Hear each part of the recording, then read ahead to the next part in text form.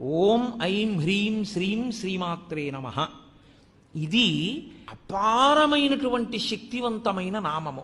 ఇంకా దీనికన్నా శక్తి ప్రసరణం ఇంక దేనివల్ల జరగదు, అంత శక్తివంతం. ఈ శక్తిని ఎందుకు తీసుకొస్తారంటే ఈ బీజాక్షరాలతోటి ఓం అంటే ప్రణవం.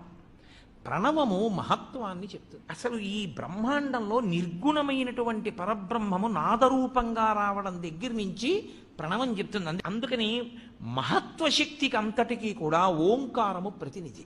అలాగే ఐం ఇది కవిత్వ శక్తికి ప్రతినిధి.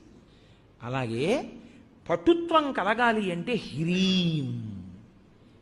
అలాగే సంపదలన్నీ కలగాలి అంటే మనం చెప్పేటటువంటిది శ్రీం. ఇవి నాలుగు చెప్పి ఇవి ఎవరి వల్ల వస్తాయి? ఇవన్నీ కదలికలకి సంబంధించిన విషయాలు. ఇవన్నీ ఆదిశక్తి వలన వస్తాయి.